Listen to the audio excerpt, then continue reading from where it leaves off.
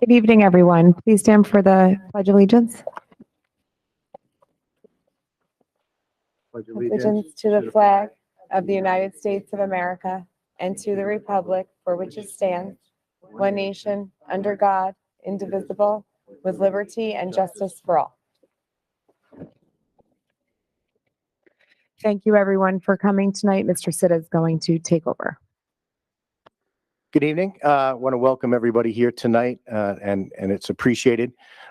Those of you who are coming out and those of you who are watching at home, as we get to discuss as a community today, the health and PE curriculum that has been scrutinized in the community, online, on a national level, on so many different ways, and we can talk about it tonight as a community and get the feedback from what we've put together.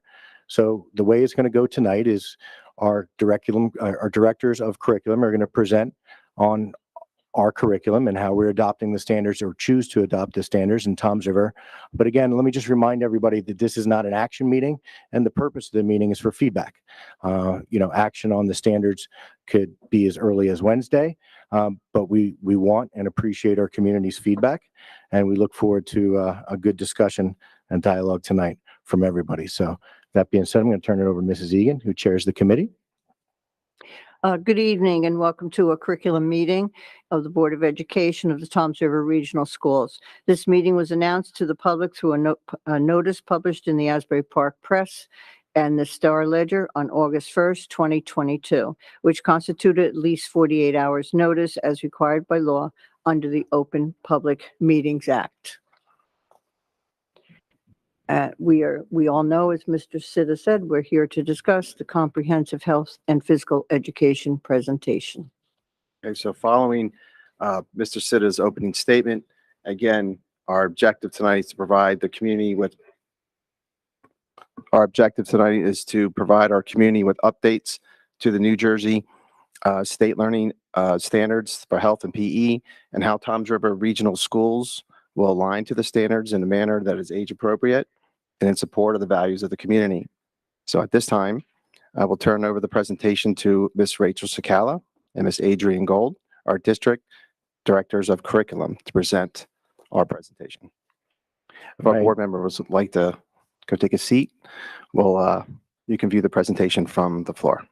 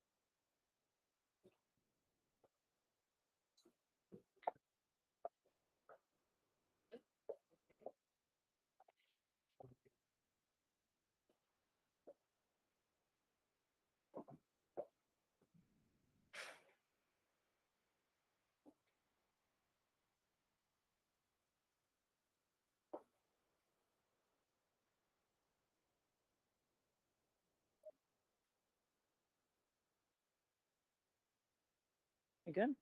All right, good evening, everybody. I want to start by thanking the Board of Education for allowing us to present tonight and welcome community members for attending and those of you watching at home.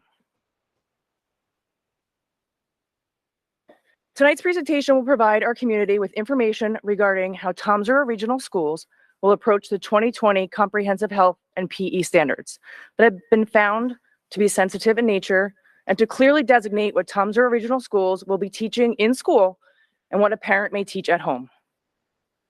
Toms River Regional Schools acknowledges that parents and guardians are the primary family life educators for their children, and we are committed to partnering with you to provide supplementary resources to support parents in this role. According to the NJDOE, districts have the discretion to select and adopt curriculum aligned to the New Jersey Student Learning Standards. As stated by Governor Murphy, the implementation of this curriculum is done at the district level. It's important to note that all of our curriculum is written by committees of Toms River teachers and administrators. They are fully aligned to the New Jersey Student Learning Standards. What's that? Sorry. They're fully aligned to the New Jersey Student Learning Standards and approved each year by our Board of Education. Although we encourage families to have their child participate in these important health lessons, parents and guardians have the option to opt out of any health instruction if it is in conflict with their moral or religious beliefs. Students who are excused will be assigned to separate classrooms for the duration of those identified lessons, where they will be provided with alternate instruction. Opt-out forms can be found on the Toms River Regional Schools curriculum page.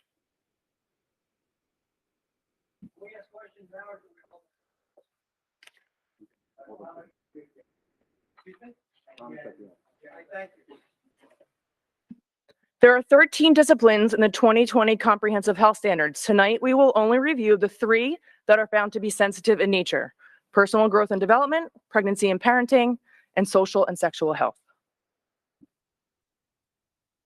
Before we continue, I just wanted to explain the format of this slide because the next several slides will look just like this one. At the top, we have identified the grade band and discipline of the standard. The health standards are grade banded, so students are to learn different concepts by the end of grade 2, by the end of grade 5, grade 8, and grade 12. The table you see in the middle is the core idea and performance expectation exactly as it is written in the 2020 health standards document.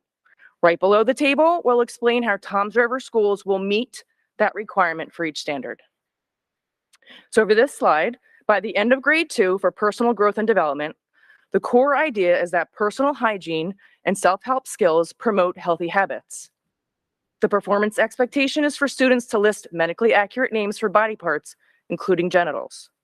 This standard will continue to be covered by naming body parts that can be seen when fully clothed. The other body parts will be referred to as private areas only if the question arises.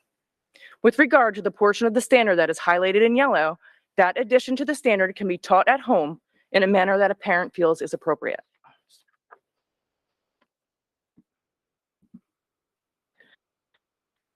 By the end of grade 2 for social sexual health, the core idea is that every individual has unique skills and qualities, which can include the activities they enjoy, such as how they may dress, their mannerisms, things they might like to do. The performance expectation is for students to discuss the range of ways people express their gender and how gender role stereotypes may limit behavior. This standard will continue to be taught by having students identify things they like to do and things they like to wear. For example, I like soccer, I like to wear hats. Students will share how they express themselves and how they spend their time. With regard to the portion of the standard highlighted in yellow, this addition to the topic can be taught at home in a manner parents feel is appropriate. By the end of grade 5 for social and sexual health, the core idea is that all individuals should feel welcomed and included regardless of their gender, gender expression, or sexual orientation. The performance expectation is for students to describe gender role stereotypes and their potential impact on self and others, differentiate between sexual orientation and gender identity, and demonstrate ways to promote dignity and respect for all. Toms River Regional Schools will implement these standards by having students learn how valuing oneself and others contributes to good emotional health. Students consider the benefit of living in a world where people are different and unique. Students identify things they value about themselves and their classmates. With regard to the portion of the standard that is highlighted in yellow, those additions to the topic can be taught at home in a manner that parents feel is appropriate.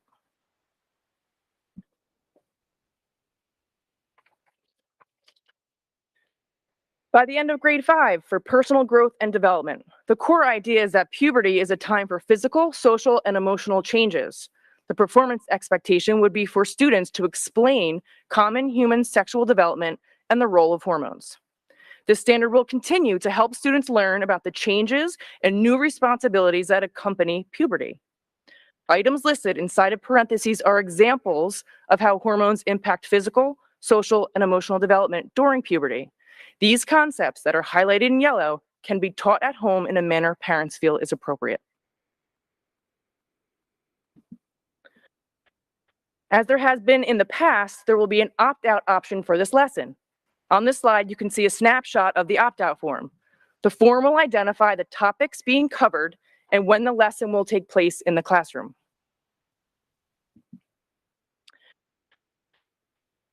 This is a view of the bottom portion of the opt-out form. After parents have had an opportunity to preview the lessons using the QR codes provided and decide if they would like their child to participate or be excused, they will sign and return the bottom of the form to their child's school. This is the same format that will be used for all opt-out forms. And that concludes the first 2 grade bands by the end of grade 2 and by the end of grade 5. I'm now going to turn it over to Mrs. Gold, who will review the next 2 grade bands by the end of grade 8 and the end of grade 12.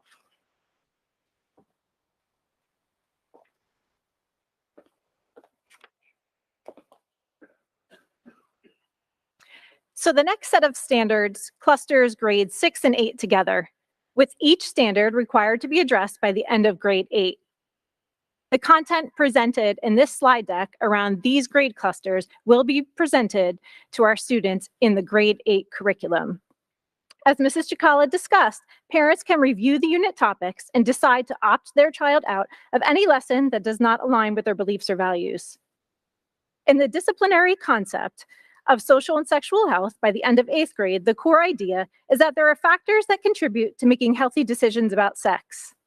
The performance expectation asks students to define the 3 types of sex.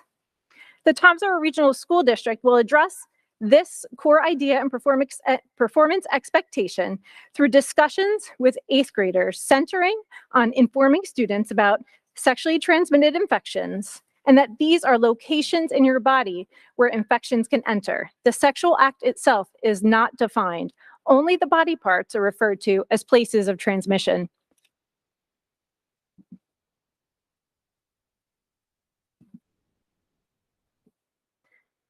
The next core idea under social and sexual health reads that inclusive schools and communities are accepting of all people and make them feel welcome and included. The performance expectations ask students to differentiate between gender identity, gender expression, and sexual orientation. It also asks students to develop a plan to promote dignity and respect for all in the school community. These standards will be taught by defining and differentiating between the terms above, explaining what they mean in inclusive and welcoming ways.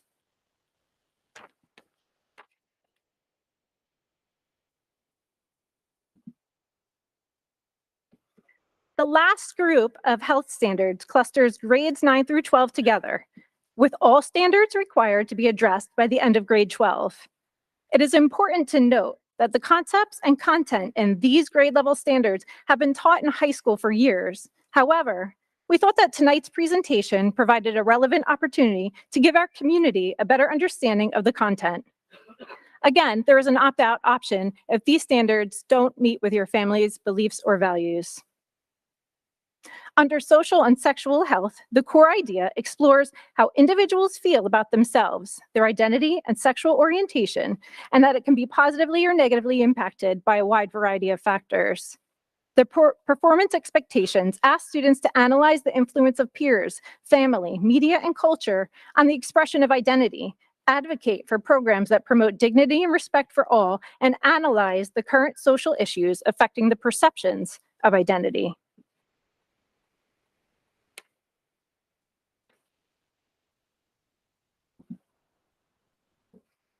In the concept of pregnancy and parenting, the core ideas ask students to recognize that there are a variety of strategies individuals can use to prevent pregnancy and sexually transmitted infections. There are many decisions related to pregnancy and childbirth that have long and short-term impacts.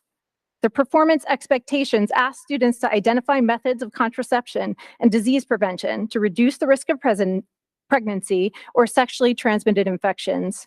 Students also analyze the personal and societal factors that influence their decisions about pregnancy and the many effects of being a young adult parent.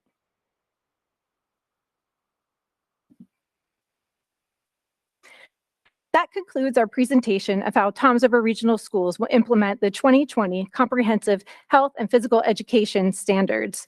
We thank you for your continued support and for taking the time out of your busy lives to join us for tonight's presentation. Our goal is to be as transparent as possible with our school community and to provide continued support to our families as they make the best decisions possible for their children. Our curriculum is aligned to the 2020 standards, and our implementation is age appropriate in a way that's sensitive to the values and beliefs of our school community. Questions or comments can be submitted through the form on our website homepage. You can also access the QR code that'll be on the last slide of this presentation, as well as the QR code that's scattered around the auditorium tonight. An FAQ document along with this presentation will be posted on our website. And lastly, as we discussed earlier in the presentation, opt-out forms will be available on our curriculum website and will be distributed in buildings prior to the teaching of these sensitive health units. Again, thank you for your support.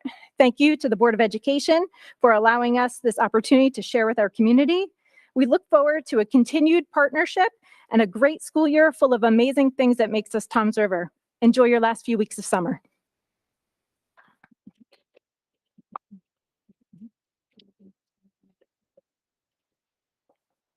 Yes, the board would like to come back up.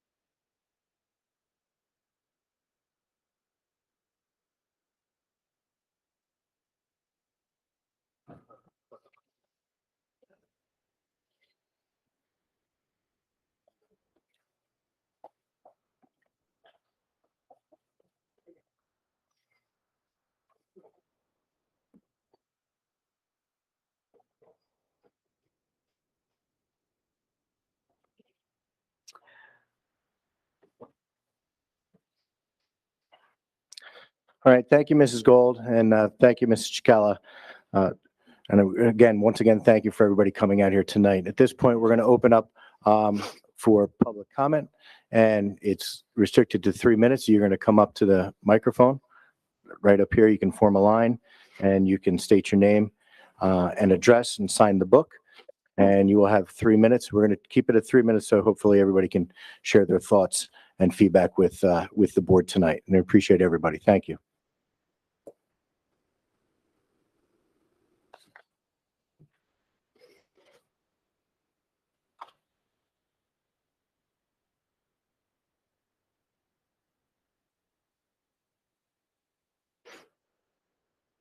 Okay. Hello, everybody. My name is Tom Connors. How are you? With all due respect, I might take more than 3 minutes. I just want to let that be known out front. I'm a father of two, a grandfather of seven. I started reading about all this kind of stuff that's going to be taught in our schools. I have a bunch of questions. Number one, does Toms River want to teach this curriculum? Mr. Connors, I would use your 3 minutes and then we can deal with that at the end. It's a public comment. We're taking feedback tonight, and then that's a question. So I like feedback on that question. Toms River is committed to teaching our standards. Yes. And that includes a standard that's being introduced tonight. We just gave a presentation on how Toms River plans on teaching our presentations. Okay.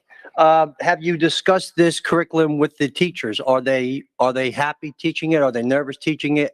Are they embarrassed teaching it? What has been the tone from our teachers? Mr. Connors, I'm going to give you your 3 minutes. I'm not going to go back and forth. But that's not the point. I'm here and I'm asking questions. So, I mean, it's not fair to tell us what we can say because you don't want to hear that back and forth. But this is an open conversation.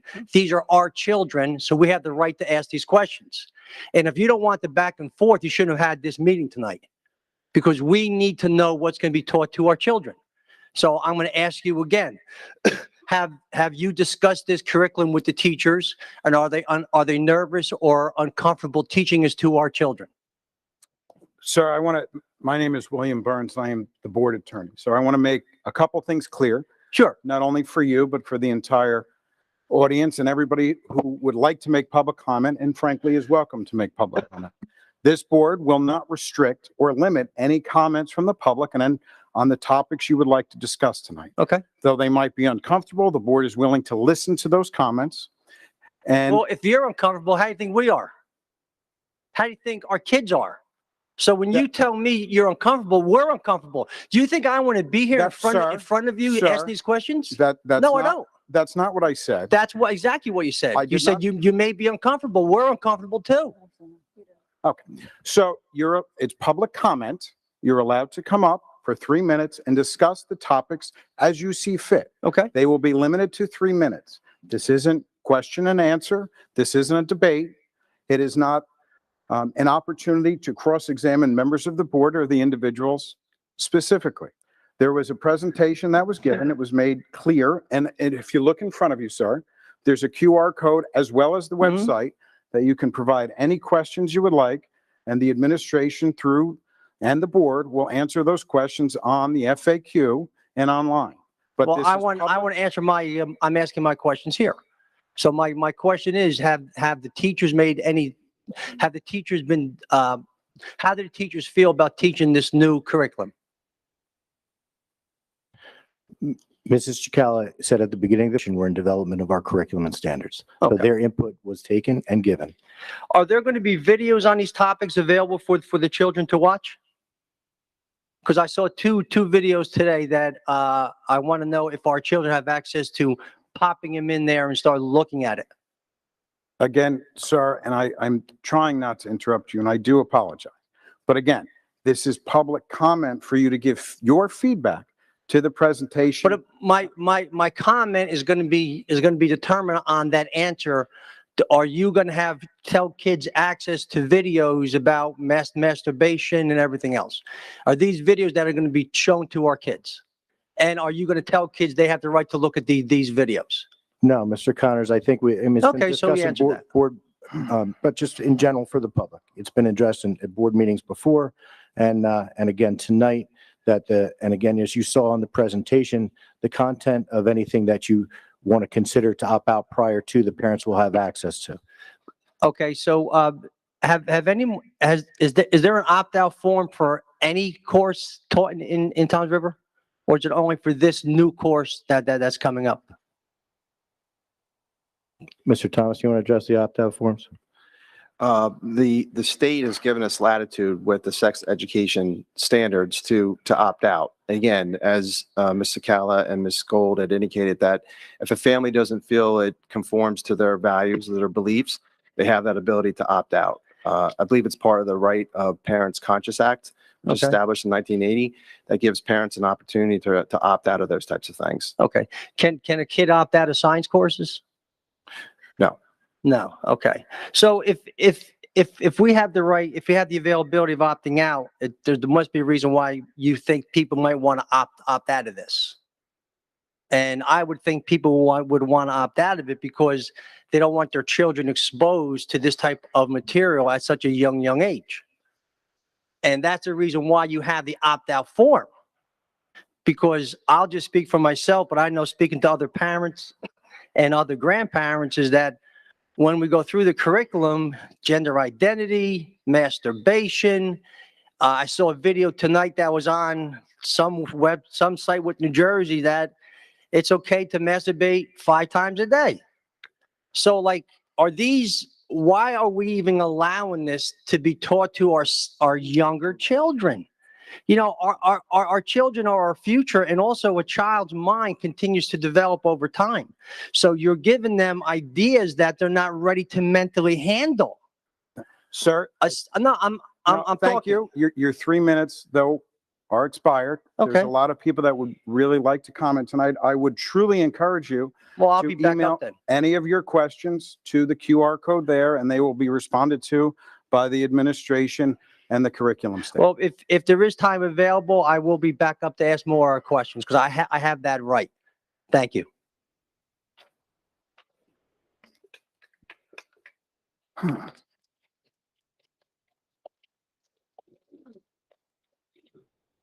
Denise Fitzgerald, 1056 Audubon. I do have a question and I really need an answer. As a grandparent of an autistic child, how are you going to handle them with this?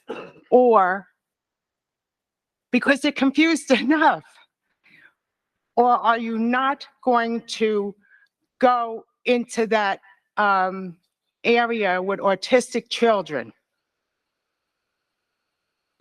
I think Mrs. Fitzgerald, and I don't, I thought the presentation was pretty clear on what we're teaching and what we're not teaching and what parents are going to be able to teach at home. And if they so choose, supplemental material will help provide.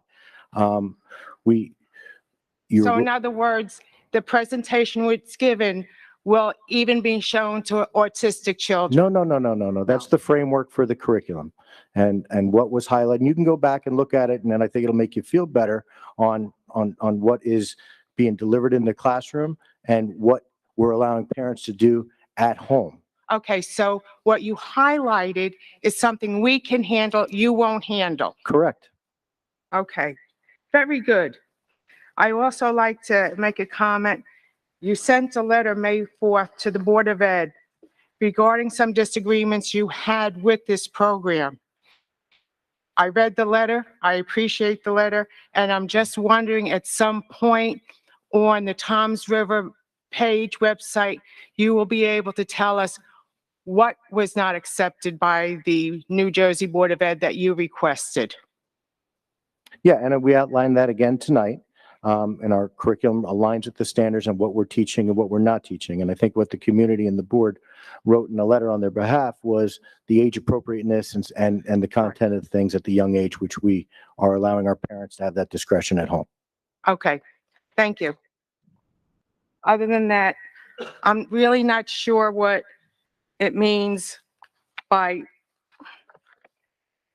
I'm just looking at this one page that came through and I didn't know what grade 2 is respect, anti-bullying, and school violence week. I'm not sure I understand that. If you're going to talk about school violence or what, I'm not sure. No, we're not talking about school violence. We're promoting, kindness, good humanity, anti-violence type of things. It's part of the state, the state initiative of Okay. anti-violence. It's just the wording there. Yep. Threw me off. Yes, understood. All right, thank you.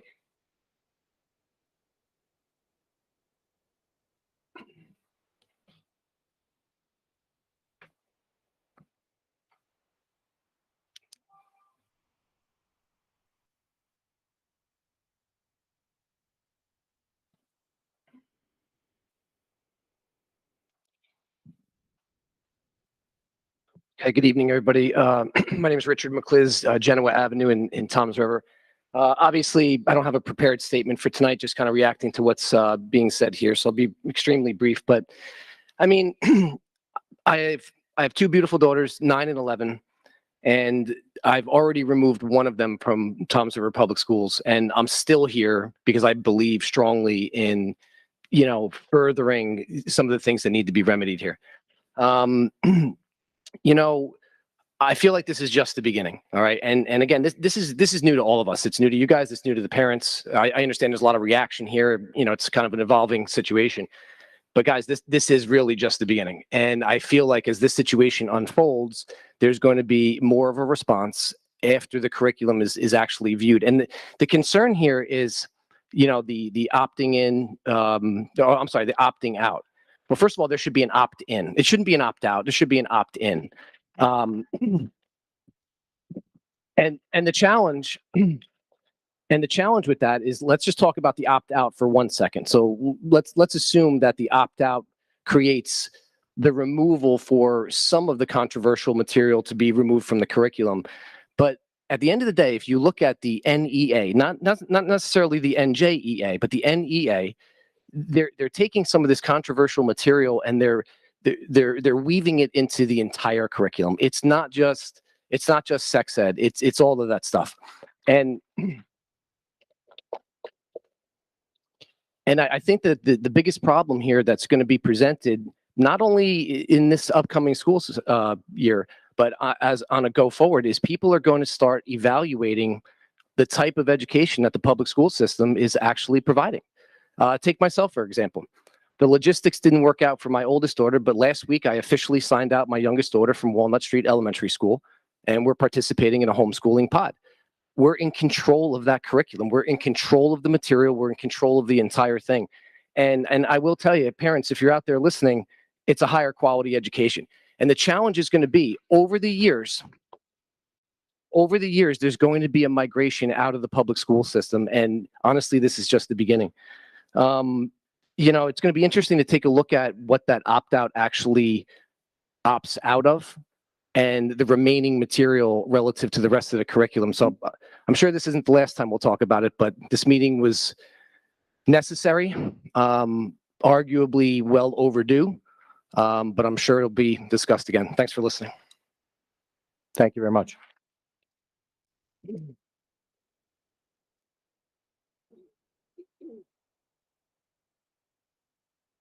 Yeah, just to clarify the opt-out on opt-in, you know, as the board asked me to clarify that, you know, those lessons on opt-out are slips that go home to every participant that they have to be reviewed and signed. So I know that you read the paper and you see what Middletown has done and all those things and opt-in. That's no different. I think the spin that got put on opt-in or opt-out is irrelevant. The fact of the matter is what we need is communication in our community and clarity and transparency. And that form does that, because if you don't sign it, you can't participate. Opt-in shows what the actual belief system of the board is. The opt-out in reverse shows what the belief system of the board is. I thank you for your time.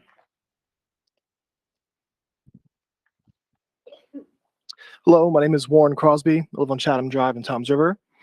I want to take a moment to point out that there was a time when schools were regarded positively as institutions of truth, not an individual's truth, but as the truth. And I fear for the public schools in New Jersey going forward. I wanted to make a request in response to a meeting that I had with some administration not Mr. Chitta, who told me that in 5th grade, children will be introduced to transgender ideology. I wanted to ask for this information to be included because it's historically true. John William Money is the ideological founder of the gender ideology, which appears increasingly popular across various cultural avenues. He was a noted psychologist and sexologist who received numerous accolades throughout his time. He, in addition to being a strong advocate for destigmatizing pedophilia, he also is becoming increasingly famous for the case of David Reamer. David Reamer was a boy who had a botched circumcision that inadvertently cut off his penis. Dr. Money persuaded his parents for gender reassignment surgery, which at that time was completely novel. So they agreed and surgically removed his testicles and attempted to recreate a vulva in its place. During his research on David Reamer, Dr. Money would regularly encourage him to have sexual experiences with siblings in his office. According to his research, Dr. Money believed it was important for David Reamer to imagine himself sexually as a girl beginning at the age of 6. So at least David Reamer annually, or that is, they would see each other at least annually. They would role play with his sibling sexual positions with his twin brother under the guidance of Dr. John Money. The central aspect of Money's ideas included transgenderism was that they should have a sexual rehearsal play. He would also force the boys to strip naked and take pictures for his research. Unfortunately, both of these boys committed suicide in their 30s. Their parents blamed John Money and the trauma he inflicted on them for their suicides. I mention this story in particular because he was considered the central paradigm of success by Dr. John Money. He referred to him throughout his writings as the Joan John figure. Unfortunately, this story was fraudulent because it was not a success, since he did end up killing himself, and his brother killed himself in their mid-30s due to the trauma of his own research. That is the fountainhead of transgender ideology in America, Dr. John Money, forced David Reamer and his brother to do, and have his different bottom surgeries done. So I wanted to ask that you would tell 5th graders on up and honor the memory of David Reamer. And I hope that his suicide is not in vain. And I wanted to mention this too. Contrary to some board members' opinions, if there was a majority here With the appetite, it could have been stopped. You could have rejected these standards, but the 7-2 vote chose not to back in December. That's Mr. Nardini, Mrs. Palozzo, Mrs. Egan, Mr. Kidney, Mr. Mazenko, and Mrs. Williams. So I just wanted to ask, is it possible to include the story of David Reamer when we talk about transgenderism to children beginning in 5th grade? We appreciate your time. Your 3 minutes are up, Mr. Crosby. Thank you. Okay.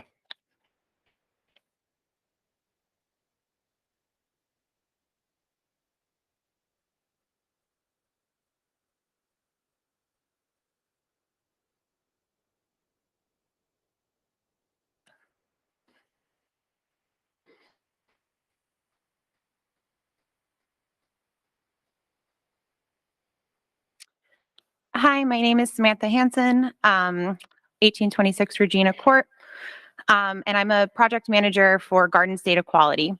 I was born and raised in North Dover, and my wife and I just purchased our first home in Silverton this past Friday. I'm a nationally certified school psychologist, experienced curriculum developer, and I have 10 years experience in sexual education curriculum development and DEI programming within the education field. With that being said, I wanted to just take a brief minute and talk about how important the comprehensive sex ed curriculum and LGBTQ representation is in our schools. According to the GLSEN National Survey released earlier this year, 86% of LGBT youth report being harassed and assaulted in schools. Over 65% of LGBT students have reported feeling sad or hopeless during the last year, compared to less than 30% of their heterosexual peers. Over 40% of LGBTQ students have reported having made a suicide plan, compared to less than 12% of their heterosexual peers. Because of this, LGBTQ students are more likely to miss school, have lower self-esteem, and overall lower GPAs. However, in schools where there is an inclusive curriculum, students were less likely to feel unsafe, and there were overall lower levels of bullying and harassment across all students in schools. There are many misconceptions about what's being taught and represented in our schools, and myself and Garden State Equality would be happy to answer any of the questions, along with this board, who's done a great job answering the questions. However, kindness, acceptance, and a safe and supportive learning environment, which is representative of all students and their families, should be something that we are all for. I want to be able to send my future children to schools in a town where they'll be able to learn about families that look like ours, and they'll be proud to talk about their two moms, not ashamed. Thank you for your time, and thank you. And I really hope that we can continue making Toms River a really inclusive town. Appreciate your comment. Thank you.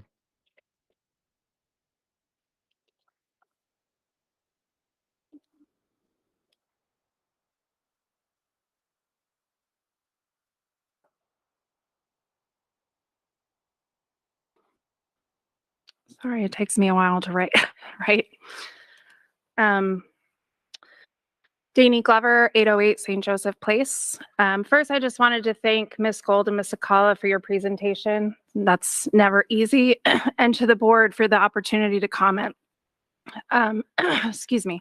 As a parent of two elementary school age children, I looked into the New Jersey student learning standards to provide guidance, and I learned that it provides this guidance across 9 content areas, not just the comprehensive health and physical education. They include and are informed by research-based education models, professional organizations, teachers, and the public, and include career readiness, life literacies, key skills, English, language arts, social studies, mathematics, visual and performing arts, computer science and design thinking, science, world languages, and obviously comprehensive health and physical education. I feel it's important for parents to note that these standards do not mandate specific curriculum. They provide information on what students are expected to learn and guidance for individual districts to develop curricula that are age appropriate and that reflect the values of the community. Tonight, we are here to discuss the application of the comprehensive health and physical education standards and the curriculum developed from those standards by the district's teachers and leadership that was presented to the board and to the public tonight. We must recognize that the standards were developed to address the need for students to gain knowledge and skills to become individuals who possess health and physical literacy to live healthy, productive lives that positively impact their families, schools, and communities. And in fact, I just want to note much of the curriculum discussed tonight was taught in high school when I was here many years ago. However, we must first trust that school leadership can and will appropriately determine the needs of our district's children and develop a curriculum accordingly. While the board has allowed opportunities for parent feedback at meetings, there has not been a consistent, transparent effort to engage the community in this process. Midweek, last week, on a link on the school's website with a form allowing for 5 questions from community members about the standards was posted. However, no email or phone call was sent directly to the busy families in our district, and no links or attachments were listed for parents to be connected to the state's website for the standards or any other additional materials or resources. State regulations require school boards to encourage feedback from the community, which states district boards of education shall encourage the active involvement of representatives from the community, businesses, industry, labor, and higher education in the development of educational programs aligned with NJSLS. Without the board or district taking responsibility to share this information, false, inaccurate misinformation can take root and impede progress. It is critical that the board and district prioritize a respective and reciprocal communication plan that incorporates parents and community members as important partners in the education of Toms River's children. In addition, the promotion of existing laws and policies must be shared with parents, as the opt-out of family life curriculum and sex education where parents have had since 1980, which was called the Parents' Right to Conscious Act. We must discontinue the perpetuation of misinformation and hold intentional information gathering and partnership opportunities within our community. If our school board is truly committed to listening to parents, good communication must be a top priority. When we build trusting relationships and seek each other's input, we are working for every child. Thank you. Thank you so much for your comment. Appreciate it.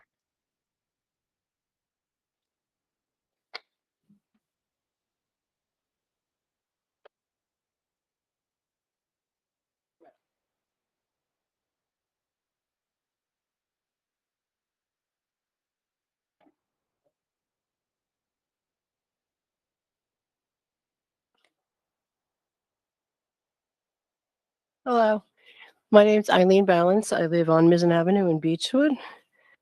I'm a mom of 6 children. I have 3 older kids, the youngest of which is 27, that have all been educated in Toms River and are doing well. And my wife and I adopted our 3 foster children that we've had for 9 years. We're really happy with the Toms River School District. They're doing right by our children. Not every child has a parent that really can stand up for them.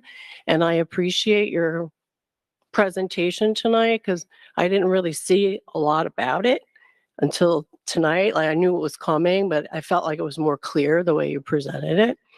And it's important for children to know about their bodies and to protect themselves and to keep themselves safe. I've been an ER and ICU nurse for 36 years, and I've seen some heinous things happen to children who don't have information about their own bodies. So I appreciate your presentation. Thank you. Thank you, Ms. Balance.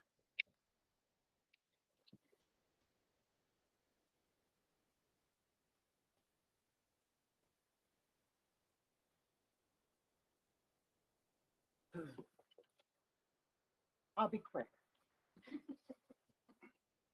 The lady brought up a very important point. Excuse me, ma'am, I'm sorry, but public comment and tonight is covered by, and every night, frankly, is covered by Toms River Schools Board of Education Policy 0167, which specifically prohibits participants from speaking more than once.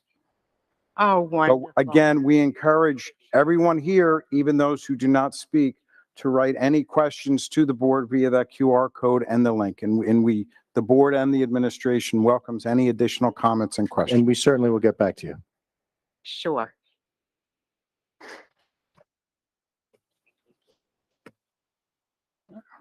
The rate's not high enough.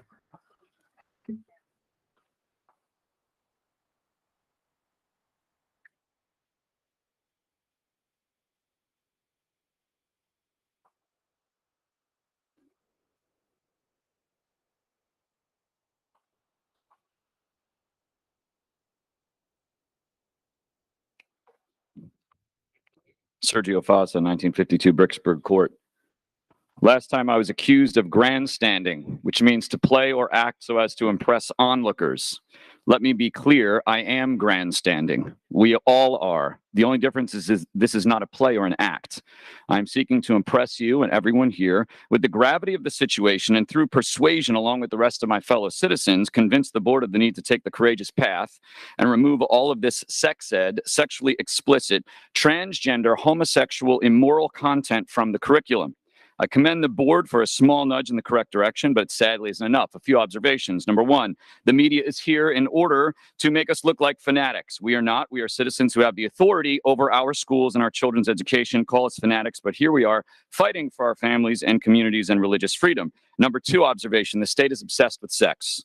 It's bizarre and creepy if it wasn't so perverted and wicked. And by extension, this board and all of you are obsessed with sex.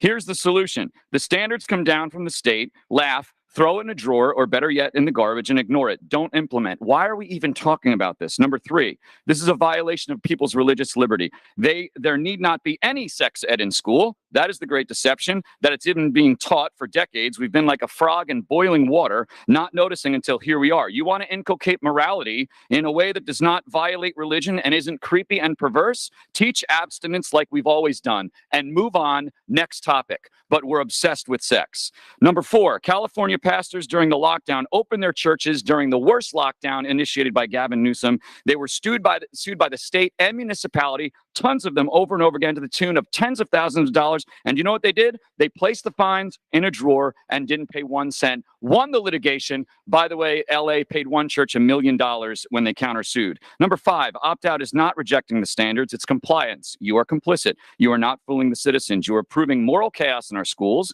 Anyone voting in favor of this needs to be voted off the Board of Ed. Courage means rejecting the state at precisely this point, not allowing at-home learning in elementary school, and then burdening every other grade level. Here's why. Because it's still in the curriculum at the elementary level. It has not been purged. And at the upper levels, parents and kids are subjected to this unless they go out of their way to remove their child, which many unknowingly might not. Do the right thing and tell the state no. I'll say it again before this board. You are enacting the same lawless acts of our former despots for which we threw off that previous tyrannical government over 200 years ago. He has erected a multitude of new offices and sent hither swarms of officers to harass our people and eat out their substance. And the King of England has combined with others to subject us to a jurisdiction far into our Constitution and unacknowledged by our laws, giving his assent to their acts of pretended legislation, acts intended for abolishing our most valuable laws and altering fundamentally the forms of our government. And I hope the media covers this, because we are not fanatics, but we run our towns and our governments and our state, and we will not abide this. Thank you. Thank you, Mr. Fossa.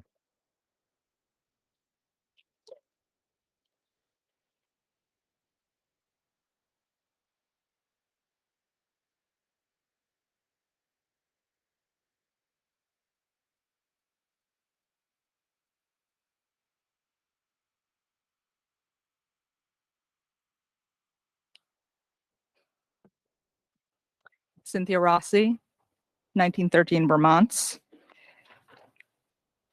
I'm a board certified family physician, and I've been licensed in the state of New Jersey for over 20 years. I have two things to comment on this evening. The first is about the curriculum. Developmentally appropriate and evidence-based education about sexuality and reproduction is important. It has been shown to help prevent and reduce the risks of teen pregnancy, HIV, and other sexually transmitted diseases in adolescence. This is especially important as the United States has the highest rate of teenage pregnancy out of all industrialized countries in the world. I fully support the state of New Jersey's decision to teach children in the public school system an age-appropriate and comprehensive sexual health and reproduction curriculum. This viewpoint is shared by many medical societies, including the American Academy of Pediatrics and the American Medical Association, as well as the National Education Association and the National School Boards Association. I have 3 children in the school system, currently 12, 16, and 18. They have never had lessons about sexual health or reproduction that were not age appropriate. As a parent, I was notified by the school prior to these lessons. I was given access to the content of those lessons, and I was allowed to opt out of those lessons if I felt they were inappropriate. The second thing I'd like to comment on is diversity and inclusion. Diversity and inclusion matter. I've seen a lot of people reacting to some of the LGBT issues currently in the state curriculum standards. Inclusion of this material is not about encouraging children to become something they're not. It's about showing kids that already identify as LGBT the possibilities for themselves, in their own lives, for their own futures. LGBT youth are more than 4 times as likely as to attempt suicide as their peers. And because of that, and because I am a mother with a child who identifies as LGBT, I think these topics are important, and I fully support their inclusion in the New Jersey student learning standards. Thank you. Thank you very much for your comment.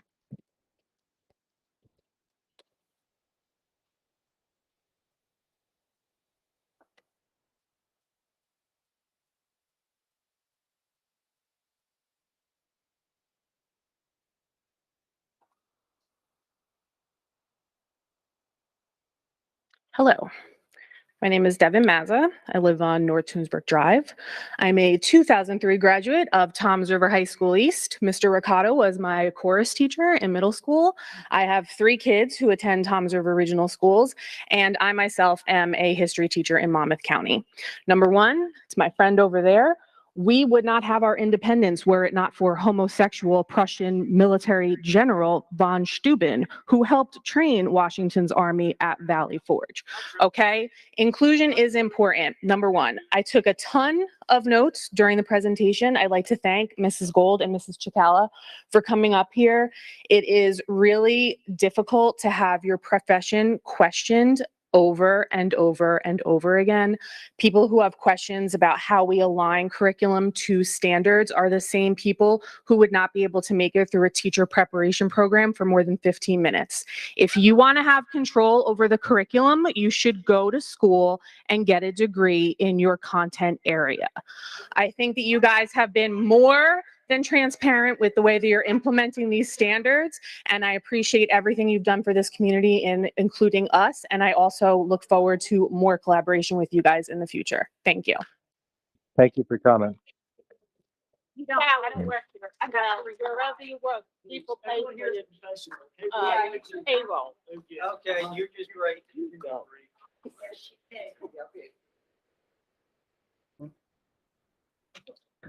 No, I was just gonna. We would please ask that the audience respect the person who's up here speaking. If you've spoken already.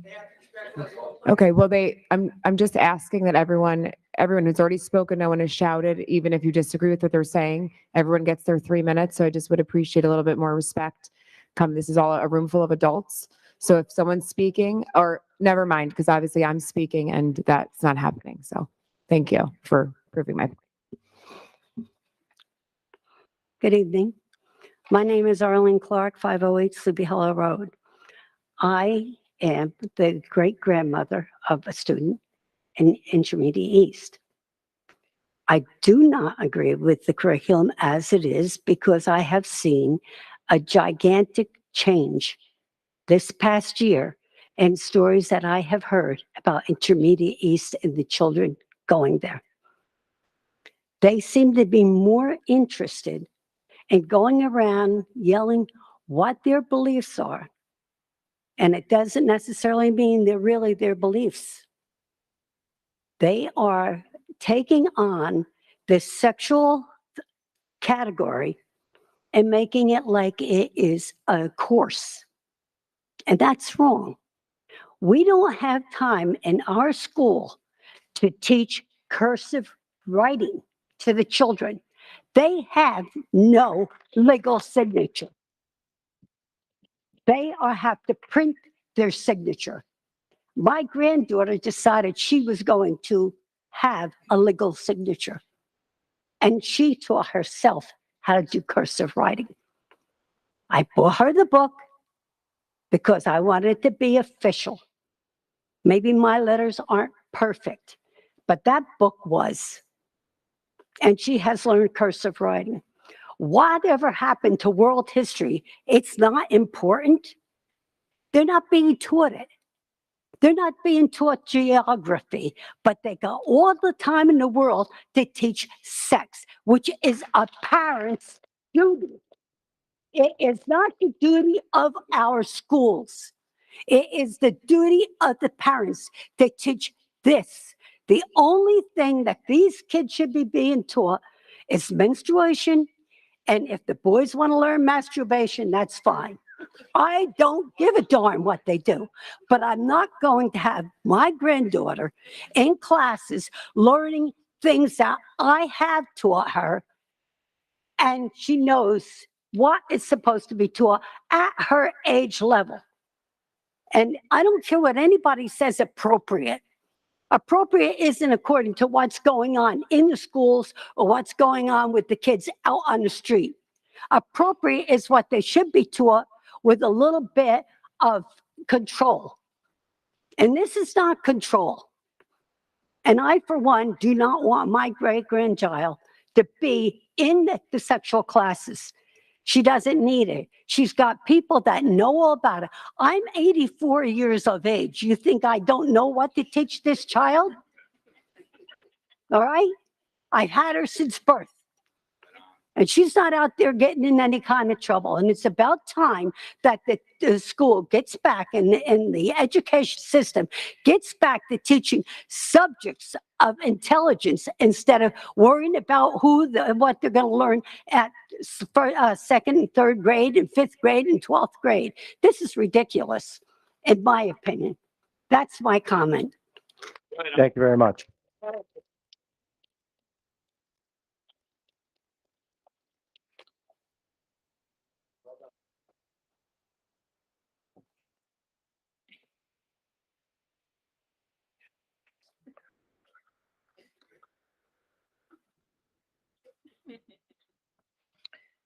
Okay, my name is Cheryl Sepulveda. I'm from Point Pleasant. Just to follow up on that comment, I had an assistant work for me, it's got to be 15 years ago.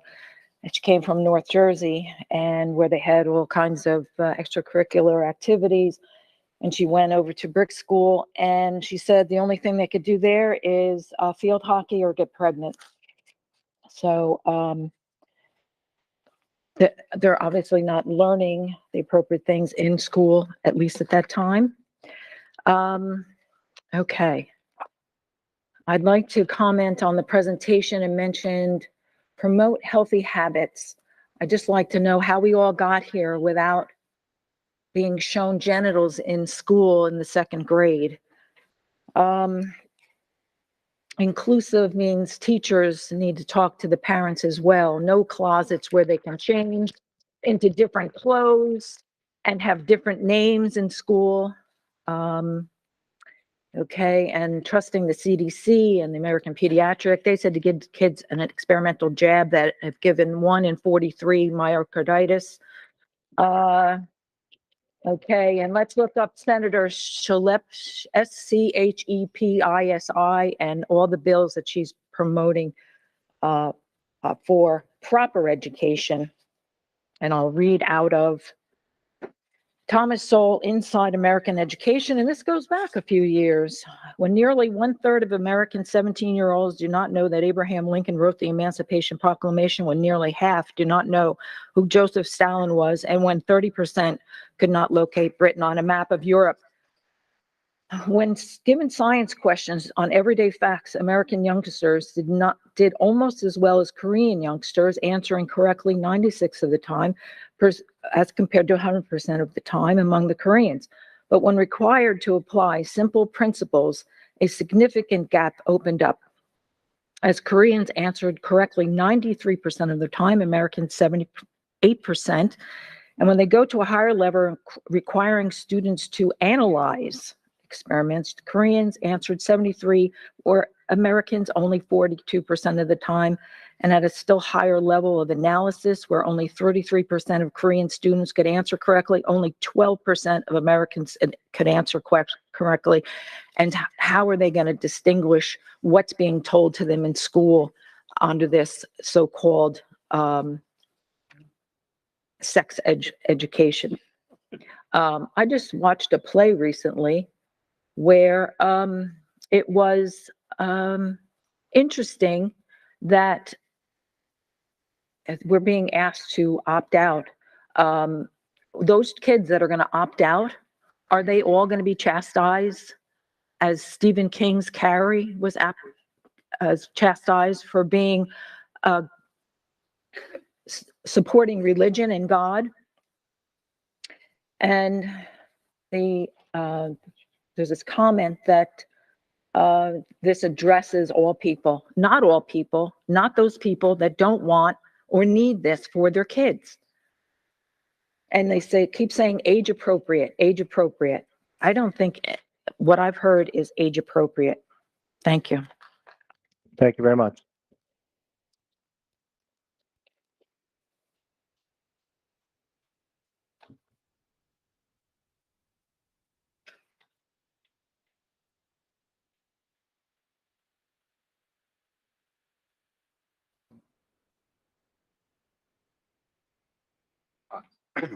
My name is Tom Mullen. I'm at 86 Larkspur Court in Senior Development. I'm upset because kids are being killed in school with mass shootings. I'm upset that the system that I grew up with didn't protect myself and my family.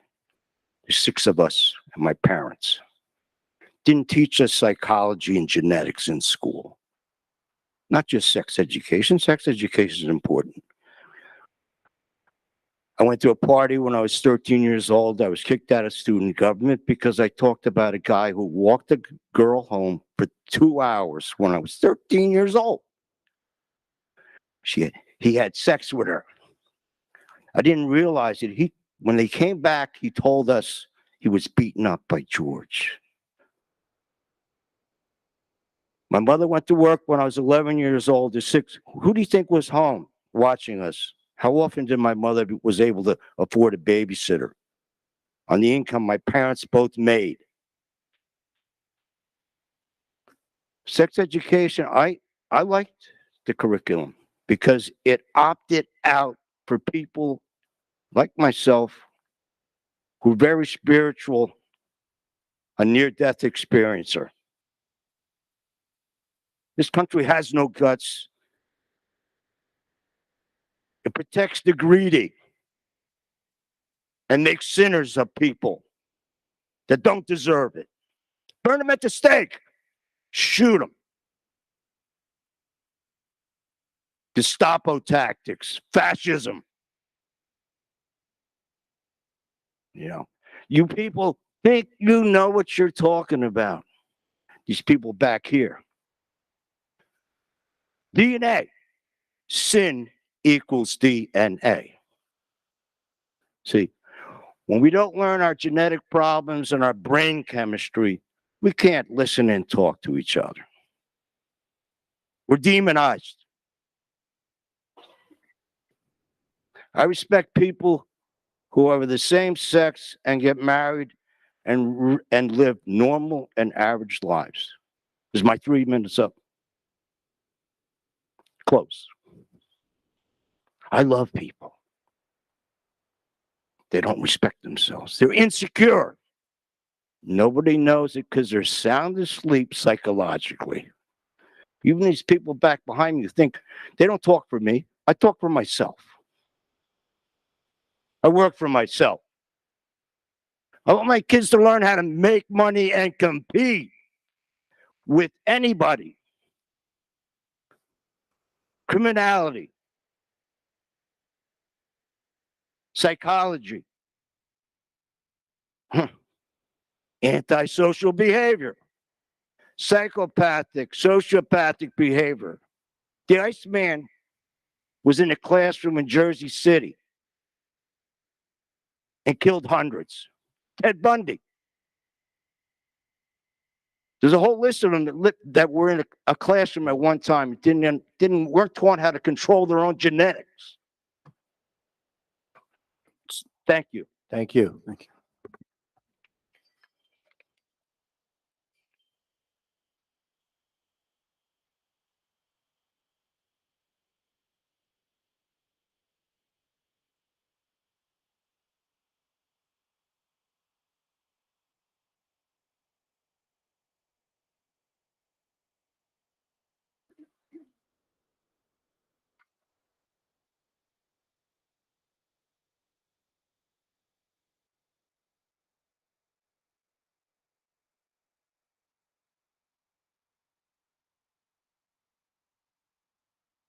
Good evening, Melissa Morrison, 624 Mermaid Avenue. I just wanted the two women who presented the presentation. I think you did a really fantastic job in this climate.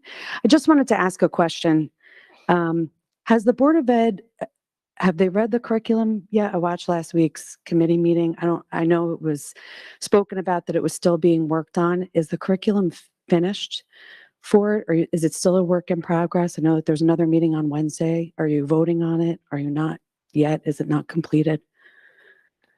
Yeah, and this was also meant for feedback. So, changes were to be made and discussed. They would be do so between now and Wednesday, and then more information provided to the board prior to the vote on Wednesday. Okay, so have they seen the curriculum yet or no? No, I don't think. I think Or the was it board's- given, or I'm sorry. was it given to them yet? I mean, I guess that should be the better question. Sorry, Sita, if I'm putting you on the spot. No, it's okay. Mr. Thomas? Yeah. So our goal tonight is to take feedback, and then we're going to develop the curriculum and the respective lessons through support with our teachers, our administrators, and our supervisors. We're going to put that on our website so that parents will have the opportunity to preview what's going to be taught, so that they can determine if it's something that they want to opt out of or they want their child to be part of. So when it's going to be posted on the website, is that before or after the BOE approves it? No, the BOE is going to have full view of what's being taught prior to the vote. That's what you're asking. That is what I'm asking. And Yes, then Mr. Thomas said that it would be on the website for parental viewing, but that's what I'm saying. Is that after it's approved? No, we're going to have the feedback, and just like everything else is up for adoption this month, all the curriculum is, Okay. then that link will be made live after discussion. Yep. Okay, great. Thank Okay. you so much. You're Yep. welcome.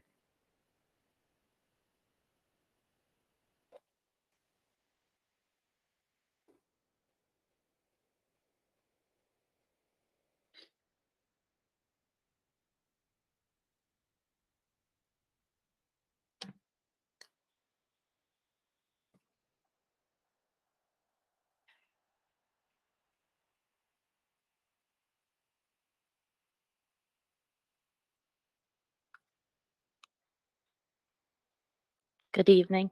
Lisa McGovern, 1417 Cable Avenue, Beechwood. I just wanted to say, I know a lot went into this to figure out how to make everybody happy. It was, I saw it come out a few weeks ago working in another district, and I spoke to a lot of parents along the way, and it really is probably one of the best options. It gives everybody the option whether they want to have their child learn it, whether they don't want their child to learn it. Whether you want to opt out in other areas too, so it's kind of like, I felt as though it was like more like a double protection, that you're pulling the inappropriate stuff out of the curriculum, and now you still get a say in what your child learns with the rest of the content. With that, I just have one question. If you do opt your child out of another area of content through the health curriculum, what will be done with that child? Will they go into another room and be given more busy work, or more, maybe they'll learn cursive? No, that would be good. No, the idea is that separate. You remember the health and phys ed curriculum, and this was addressed in the presentation in a little bit, but these topics are done in maybe like 4 days over the course of the 180-day instruction. When they do, depending on the grade level, they're either divided up by groups or male or female when it comes to the 5th grade. But this would be another instruction group that those parents who chose their child to opt out would be given instruction and other related health and PE curriculum while this is going on. Okay, thank you. You're welcome.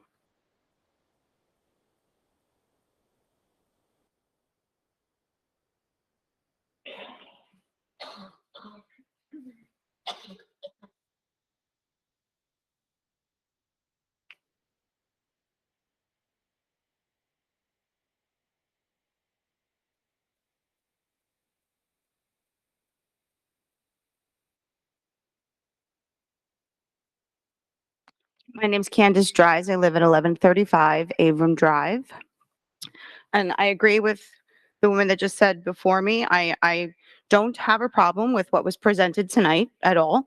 I do appreciate the effort that was made to make sure that parents knew that they had options. I agree with that. That's wonderful.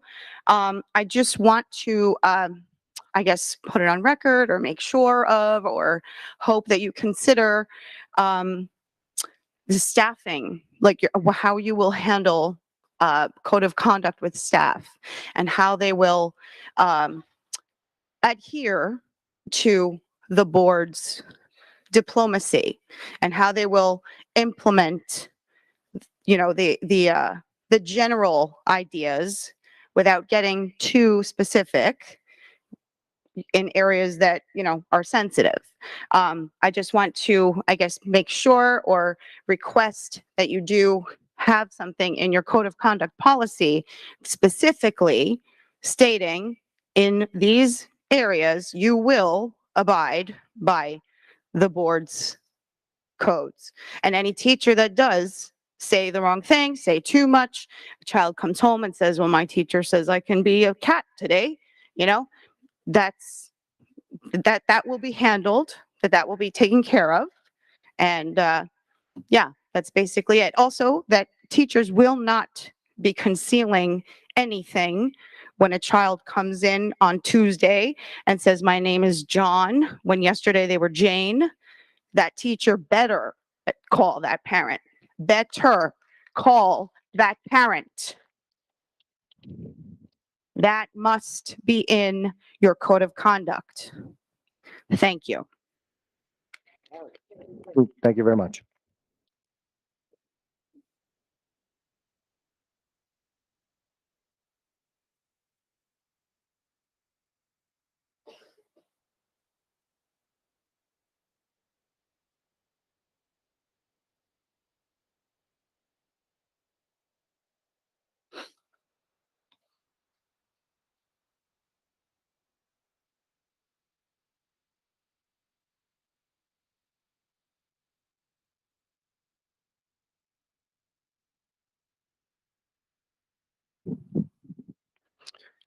Joseph Steffer, 130 Shenandoah Boulevard. I'm not going to waste time with, you know, what I think. You guys all know exactly what I think. But,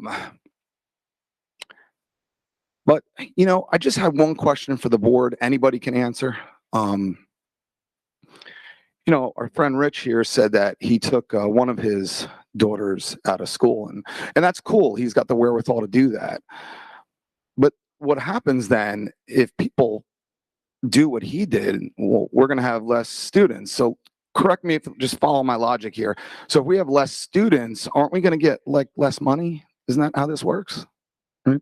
Okay, so then when we have less money, then the effectiveness, I can't think of the word, of the education goes down, right? Because money makes everything better, right? Okay. So my question to you is, who really does that negatively affect?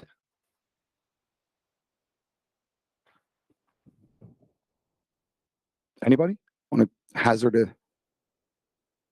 No? No? Okay, so no. Mr. Seto, are you going to? No, it's a rhetorical statement, Mr. Steffer. No, it's not. It's got a definite answer. It affects the poorer children. That's who it affects, because they can't escape like Mr. Rich's kids. Okay? It affects the poorer kids. So we're always talking about social justice, this, that, and the other thing, and I get it. But that's the kind of social justice I'm talking about. And just for the record, you know, I'm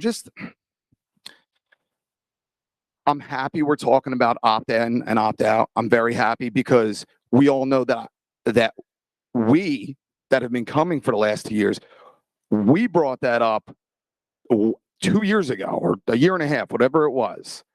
And, you know, Mr. Burns' predecessor laughed me out of the auditorium when I brought up that, right? Right? It got a little heated with me and my buddy, right? And although I'm making a joke of it, that really happened. I said opt in. opt in, opt in. And you still have not given me or any of us a reason why it's not opt in. I don't understand it. It's very simple. Why is it not opt in? Please tell me. Because opt-in isn't an option given to us from our guidance, the NJDOE. Okay. If you want the answer. Okay. But what we have in place allows for every parent and must have a signature about participating or review of content and then or opt out to an alternate lesson. I get all that. I understand it. I see what you're trying to do, but it's just not the same. It's just not.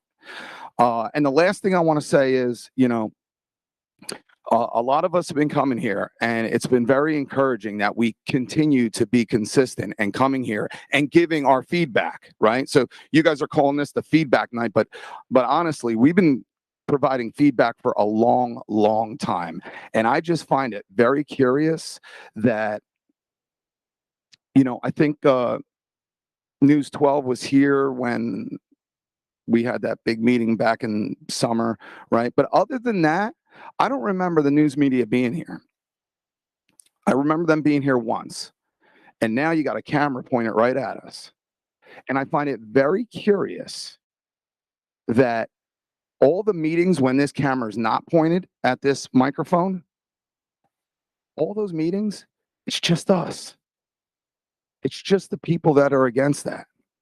Now, all of a sudden, we got the camera here, and the opposing viewpoint comes out of the woodwork like, you know, like, I mean, it's just, it's absolutely, you got to wonder why that happened. I know, I'm almost done. I just find it very curious that you have all these people speaking now because the camera's here with their degrees and their this and their that and everything else. If you're insinuating we invited the press to the meeting, that's not true, not accurate. Oh, no, I'm not saying that. No, I'm not saying that. I'm just saying that for the record. No, what I'm saying is 3 that minutes. Mr. Stepper, 3 minutes. Okay, no problem. Appreciate it. You got it. Thank you.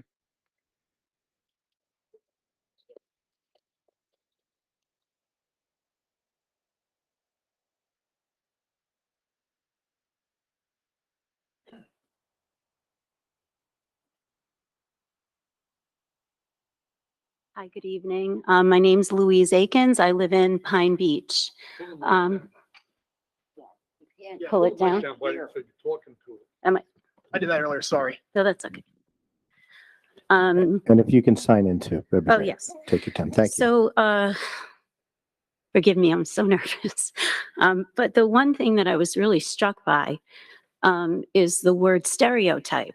So how have we gone from a gender norm to a gender stereotype? Is that the term that you used, or I thought that was the term that you used. So I don't understand why all of a sudden the stereotype is acceptable when it wouldn't be acceptable speaking about ethnicity or religion. So that's one of the words that I would encourage you to work on and maybe use real statistics in terms of when a child does demonstrate gender dysphoria. I don't know what it's called, but that I believe it does. They grow out of it at some point. So I would just encourage you to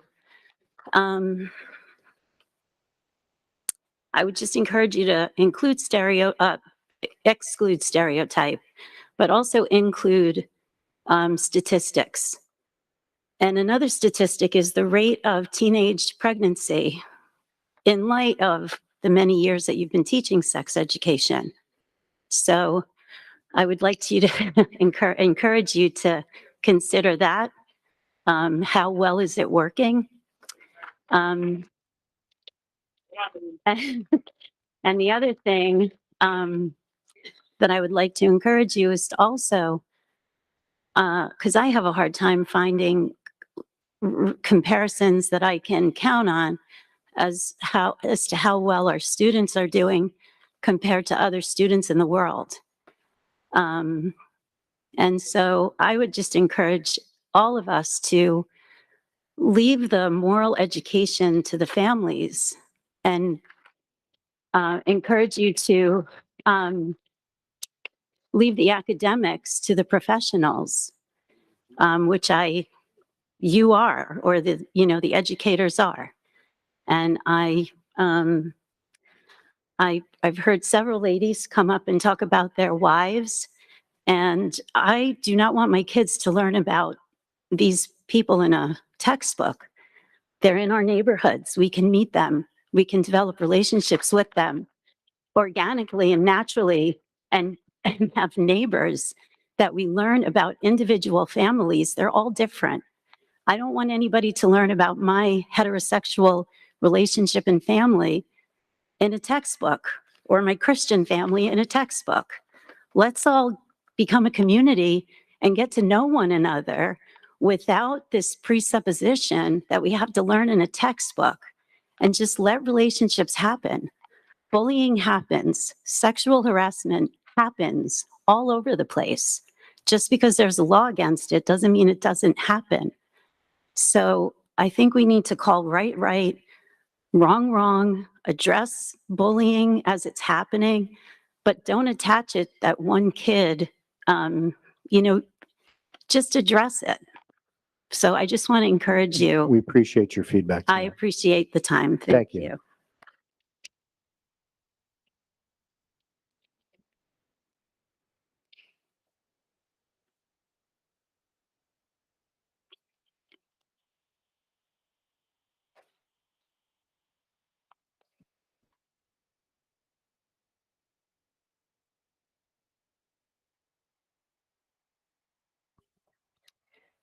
See, oh, I'm so sorry. Come ahead.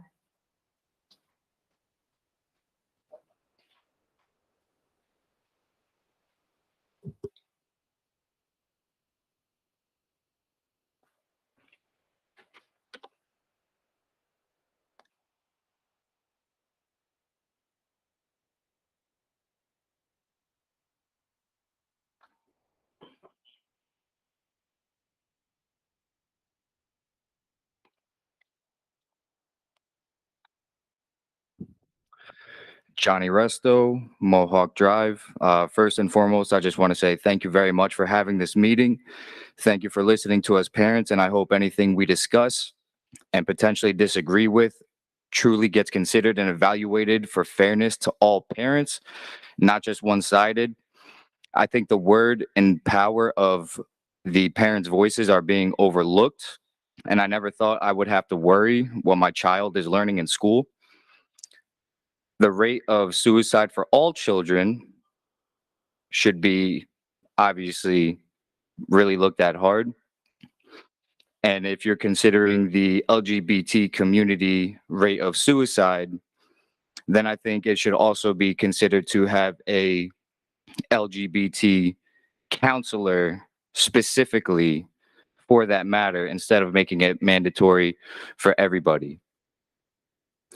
So my question is, one of them, if our children opt out, I know somebody had asked this before, but if our children do opt out, what will they be learning and what activities will they be accessing? That'll also be provided once if your child opts out, and what the lesson would it be going into would be. Okay. My next question is, why is this being taught and what is the thought process behind it?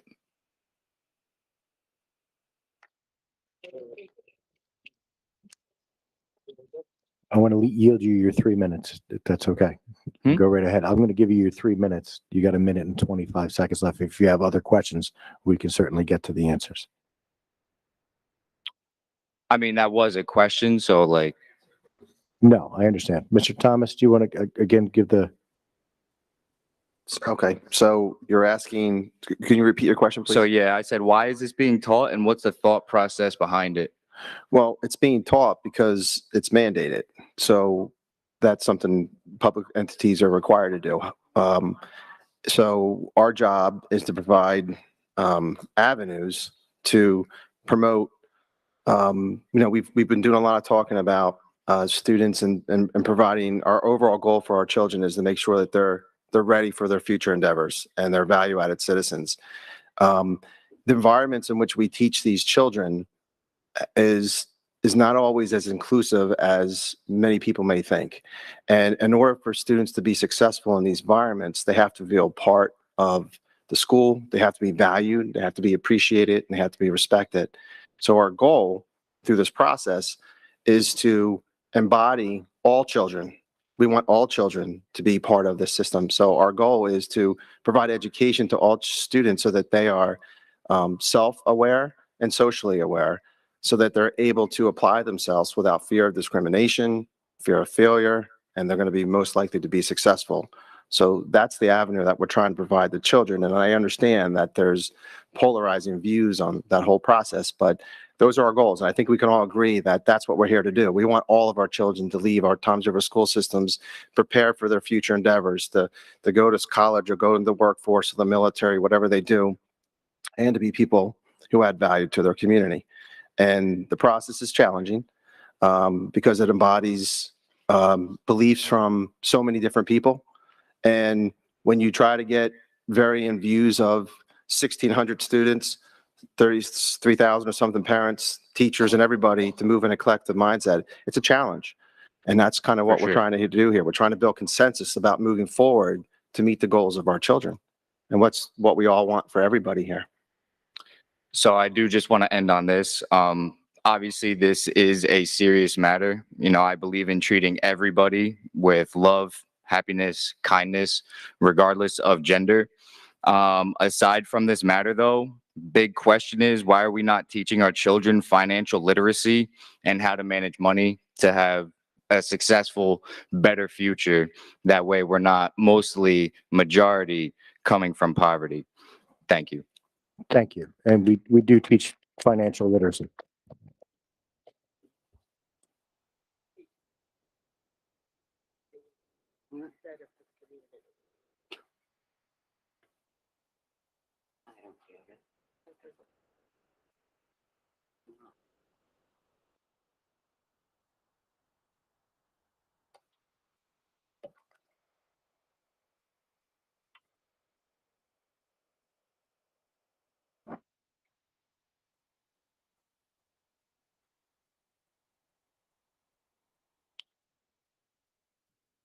Hi, Rachel Remolgado, 67 10th Street.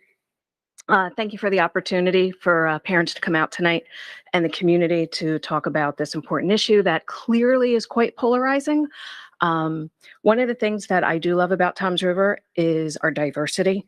We have almost every population represented in our district. So I think it's exciting, and I think we are very fortunate that we have so many different people to learn from and to communicate with and to grow. That being said, I feel like the district once again has missed an opportunity to have the community come together, because our strength does lie in our diversity. These standards are not new. They weren't introduced last week. They weren't introduced last month. They were introduced a couple of years ago, from my understanding, from the state.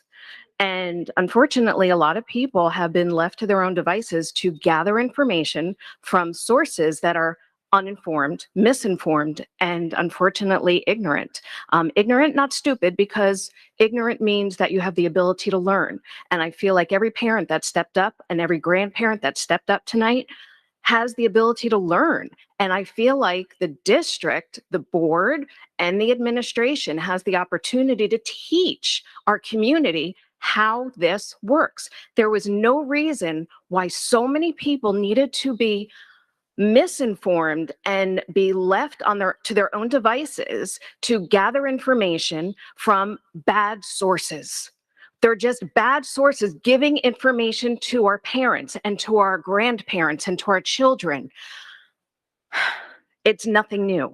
and it's something that can change. We can reach our parents and families in a better way by giving them accurate information and not allowing them to think that they can learn from people that don't understand how the process works. We need to do a better job at that. It's important. Our children's education, our community depends on it. We're depending on you to provide clear, concise, accurate information. So these grandparents aren't stressing out that their great grandkids are being taught things that are not age appropriate or inappropriate to begin with. We can do a better job at reaching our community. Please take some time, step back, and reevaluate how we're communicating with our families. We need to do a better job of it. And the transparency starts with you guys. It's got to start from the top and trickle down to us. So if you're not going to be committed to transparency and regular communication with the community, then you're asking for this. You're asking for people to be stressed out. You're asking for people to come to the microphone pissed off, and rightfully so, because they don't understand how this works. They don't understand that the state mandates and tells you what you need to teach our kids. They don't get it. And if you don't teach them, then they're going to go to sources that are going to teach them bad information. Just like, ironically enough, sex ed. If you don't teach our kids, a lot of families aren't equipped to teach them the proper information. So you have it, you know it. Teach us. Thank you, Mrs. Romagano. Thank you.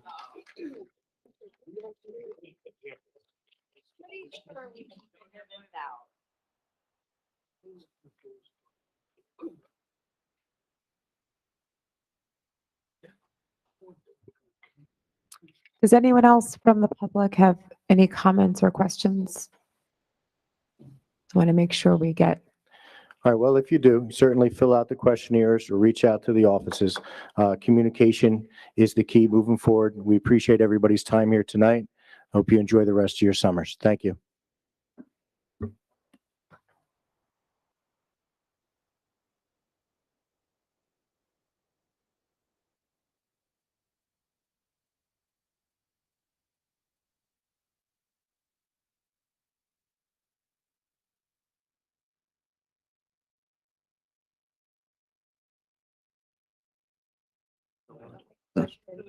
I motion. A second. Okay. All in favor? Aye. Thank you. Have a good night.